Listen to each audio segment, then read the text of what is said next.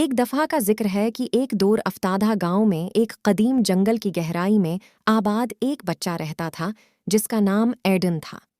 Eden پراسرار حالات میں پیدا ہوا تھا اور گاؤں کے لوگوں نے سرگوشی کی کہ اسے سیاہ جادو نے چھوا تھا۔ اس کی پیدائش عجیب و غریب واقعات کے ساتھ ہوئی تھی۔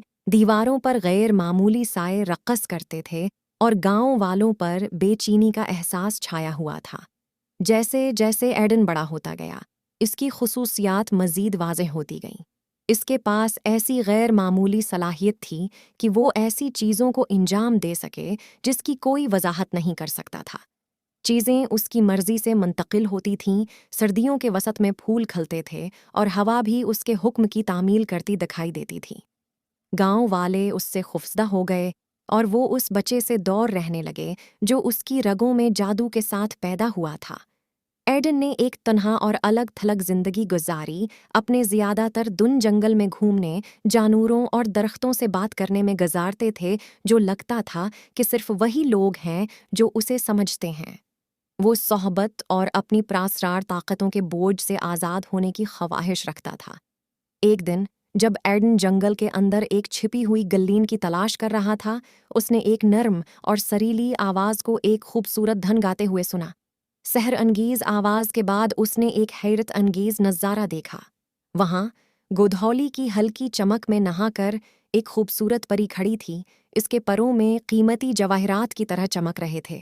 پری نے اپنا تعارف سیرافینا کے طور پر کرایا، جو پریوں کے صوفیانہ دائرے کی محافظ ہے۔ وہ ایڈن کی موجودگی کی طرف اس اویکت جادو کی طرف راغب ہوئی تھی جس نے اسے گھیر لیا تھا۔ اپنی دانشمندی اور جادو کی فطری سمجھ کے ساتھ اس نے ایڈن کے دل کے اندر کی ہنگامہ خیزی اور اس کی تنہائی کو محسوس کیا۔ سیرافینا اپنی آنکھوں میں شفقت کے ساتھ ایڈن کے پاس آئی اور اس کی پیشانی کو آہستہ سے چھوا۔ اس کے لمس نے اس کے جسم میں ایک گرم اور پرسکون احساس بھیجا۔ اس نے سرگوشی کی اور ایڈن کی جادوئی صلاحیتیں بدلنے لگیں۔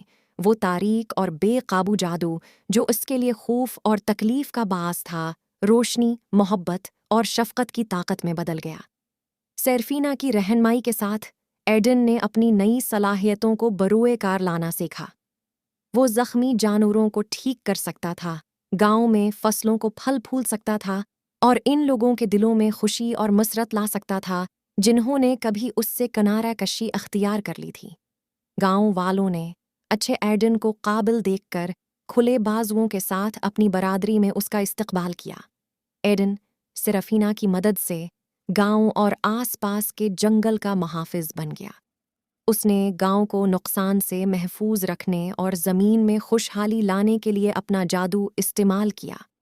گاؤں کی ایک بے دخل سے محبوب شخصیت میں اس کی تبدیلی کسی معجزے سے کم نہیں تھی۔ جیسے جیسے سال گزرتے گئے، ایڈن کا سرافینا کے ساتھ رشتہ مضبوط ہوتا گیا اور وہ اکثر فیری لینڈ جاتا، جہاں اس نے اس جادو کے بارے میں مزید معلومات حاصل کیں جس نے کبھی گاؤں والوں کو خوفزدہ کر دیا تھا۔